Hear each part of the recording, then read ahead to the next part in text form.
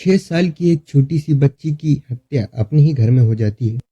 और जब पुलिस वाले माता पिता से पूछताछ करते हैं तो केस में ऐसे ऐसे राज खुलते हैं। तो चलिए जानते हैं पूरी कहानी। जॉन बेनेट रैमजी, जो पेशे से एक मॉडल थी, जिसने सिर्फ 6 साल की उम्र में 5 ब्यूटी कंपटीशन अवार्ड जीते थे। जॉन बेनेट की मां पैट्रिका पेस्टी, वो भी एक ब्यूटी क्वीन थी। पैट्रिका ने अपनी ज़िंदगी में बहुत सारे अवार्ड जीते और मॉडलिंग में बहुत ऊंचा मुकाम हासिल किया।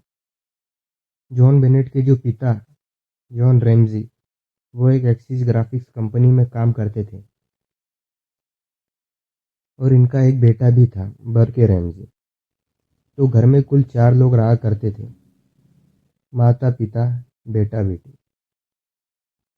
6 अगस्त 1990 को जॉन बेनेट रैमजी का जन्म हुआ था। बात थी 26 दिसंबर 1996 की। माता पिता सुबह 5 बजे उठते हैं तो अपने बच्चों को जगाने जाते हैं। जैसे ही वो जॉन बेनेट के कमरे में जाते हैं, उनके होश उड़ जाते हैं। बेटी कमरे में मौजूद नहीं थी। माता पिता परेशान हो जाते हैं। 6 साल की लड़की गई तो कहाँ गई। पूरे घर में बेटी को ढूंढा जाता है। ढूंढते ढूंढते घर के किचन में आ जाते हैं। वहाँ पर एक पैड और एक लेटर मिलता है।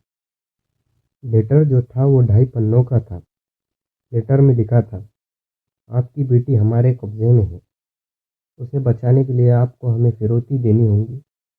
अगर आपने होशियारी की, पुलिस को या फिर रिश्तेदारों को बताया तो हम इसे मार देंगे और 99.2% चांस है कि हम इसे मार दें। अब यह बहुत अजीब था। लेटर 2.5 पन्नों का था, इतना बड़ा लेटर, और लेटर में लिखा था 99.2% चांस है कि हम इसे मार दें। अगर किसी को लिखना ही था तो 100% लिखता। 50%, 99.2%, यह बहुत अजीब था। खैर जाने दो। घर पर बेटी मौजूद नहीं थी और किडनैपरों ने चिट्ठी भी छोड़ी थी। इससे साफ पता चलता है कि बेटी किडनैप हुई है। माता पिता पुलिस को कॉल करते हैं। पुलिस जल्दी सुबह 6 बजे से पहले घर आती है। मामले को समझती है। घर में जो किडनैपर ने 2.5 पन्नों का नोट छोड़ा था, उसे पढ़ती है। पुलिस को लगता है कि बेटी घर में ही है, क्योंकि दरवाज़ा अंदर से लॉक था। खिड़की दरवाजे पर तोड़ फोड़ के निशान नहीं थे। बाहर से घर में कोई आया नहीं, घर से बाहर कोई गया नहीं। लड़की यकीनन घर में ही होंगी। पूरे घर की जांच की जाती है। किचन, हॉल, बेटी का रूम, बेटे का रूम, माँ बाप का रूम। बेसमेंट को लॉक होता है, इसलिए वहाँ नहीं देखते। टॉयलेट बाथरूम देखा जाता है। इसी तलाश के बीच दोपहर के 1 बज जाते हैं। पुलिस के हाथ खाली ही थे और जॉन बेनेट की किडनैपिंग की खबर शहर में फैल जाती है। क्योंकि लड़की मॉडल थी, बेहद खूबसूरत भी थी। जब पुलिस नाकाम हो जाती है तो वहाँ पर डिटेक्टिव आते हैं, फिंगरप्रिंट और बारीक से बारीक सबूत इकट्ठा करने के लिए। पूरे घर की जांच होती है। बाद में डिटेक्टिव बेसमेंट के पास आते हैं। बेसमेंट खोला जाता है। दरवाजे के उस पार 6 साल की जॉन बेनेट रैमजी की लाश पड़ी होती। उसके दोनों हाथ रस्सी से बंधे हुए थे। गले में नायलॉन की रस्सी थी। गला दबाकर मारा गया था। इसके बाद पुलिस अपना काम करती है। लाश को पोस्टमार्टम के लिए दिया जाता है।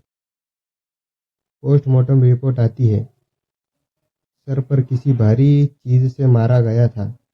इसके बाद गला दबाकर मारा गया, जिससे दम घुटने के कारण उसकी मौत हो गई और कपड़े पर किसी का डीएनए भी मिल। उसके बाद सबसे पूछताछ होती है। माँ बाप, यहाँ तक कि 9 साल के भाई बर्के रैमजी से 2 घंटा पूछताछ होती है। रैंसम का नोट देखा जाता है। वो बहुत अजीब होता है। फिरौती का नोट अक्सर कोई भी बहुत शॉर्ट लिखता है। और एक ये भी था 99.2% हम इसे मार देंगे। और एक सबसे अजीब बात, उसमें जो फिरौती मांगी गई थी वो 1,18,000 डॉलर थी। अभी तक किसी इस तरह से पैसे नहीं मांगे। कोई भी पैसे 1 लाख, 10 लाख, 1 करोड़ मांगता। राउंड फिगर ये बड़ा अजीब था। और उसमें लिखा था 1 लाख मुझे $100 के रूप में चाहिए और बाकी के $18,000 मुझे 20-20 डॉलर के रूप में चाहिए। की बात जॉन रैमजी बताते हैं कि जिस कंपनी में मैं काम करता था, पिछले साल मुझे उस कंपनी ने $1,18,000 बोनस दिया था। फिर कंपनी में पूछताछ होती है, वहाँ पर भी कुछ नहीं मिलता। धीरे धीरे केस आगे बढ़ रहा था, मगर माँ बाप कोई भी इस पर ध्यान नहीं देते हैं। माँ और बाप ये दोनों पुलिस की कोई भी मदद नहीं करते।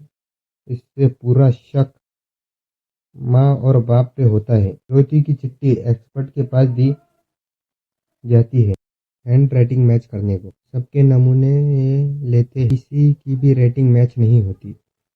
और उसके बाद डीएनए रिपोर्ट आती है।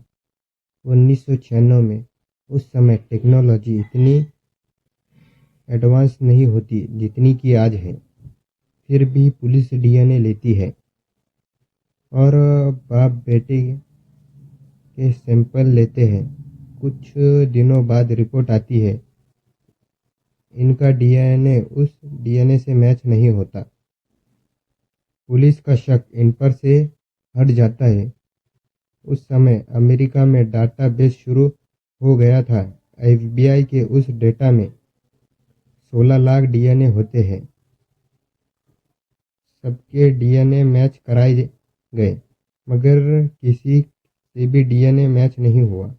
वक्त बीतता गया, 3 साल हो गए इस केस को। तो फिर जो डिस्ट्रिक्ट अटॉर्नी जो थे इस शहर के, पुलिस इनसे कहती है, हमें इजाज़त दीजिए जॉन बेनेट रैमजी के माता पिता को अरेस्ट करने को, हम सब सामने लाएंगे। उन्होंने मना कर दिया, यह कह के ये अपने बच्चों की कातिल नहीं है। फिर केस को कुछ और साल, केस में 3 नए सस्पेक्ट आए। इनमें से एक का नाम था बिल मैकडोनाल्ड। बिल पर इसलिए शक हुआ क्योंकि बिल 1974 में एक लड़की को किडनैप किया था।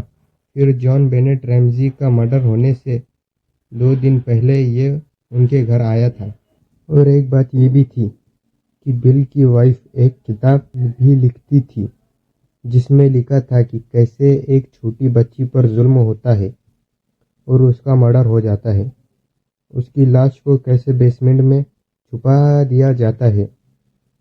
अब जॉन बेनेट में और इस किताब में कुछ बातें सेम होती है। फिर इनका भी डीएनए सैंपल लिया जाता है। इनका भी डीएनए सैंपल मैच नहीं होता। पुलिस को इनको भी छोड़ना पड़ता है। अब पुलिस की नज़रों में दूसरा सस्पेक्ट होता है। यह एक लेडी होती है जिसका नाम था गैरी पुलिमा। गैरी पुलिमा पर इसलिए शक हुआ था, यह एक केस में पकड़ी गई थी तो इसके पर्स में से जॉन बेनेट रैमजी की फ़ोटो मिली थी। और पहले भी ये कई बार जेल जा चुकी है। और पुलिस ने इसका भी डीएनए लिया, डीएनए मैच नहीं हुआ। पुलिस को इसे भी छोड़ना पड़ता है।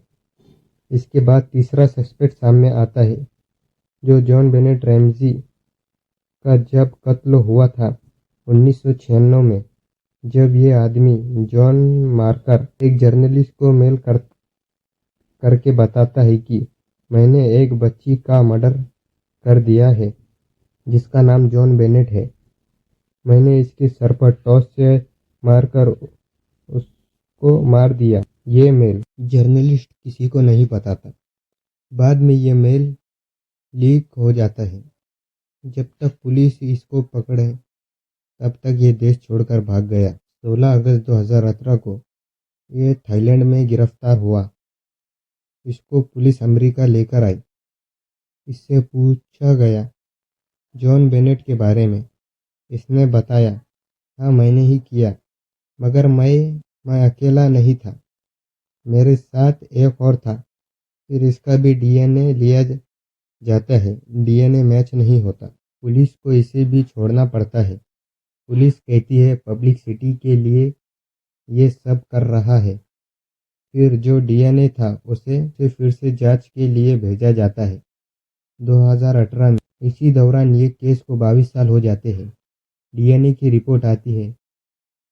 ये डीएनए किसी एक आदमी का नहीं, 2 आदमी का था और डीएनए में छेड़छाड़ की गई थी और डीएनए सैंपल 100% ओरिजिनल नहीं था। ये जो डीएनए सैंपल थे ये किसी के थे, माँ बाप के थे या फिर जॉन मार्कर के थे या फिर किसी और के। जॉन मार्कर से पूछा गया था, तुमने इसे क्यों मारा? उसने बोला, मैं इससे प्यार करता था। वो 6 साल की लड़की, ये 40 से ऊपर का आदमी, ये कैसे हो सकता है? अभी भी कातिल पकड़ा नहीं गया। केस अभी चालू है। 2016 में जॉन बेनेट की माँ पेट्रिका कैंसर से मर गई। आपकी इस बारे में क्या राय है? कमेंट में बताइए।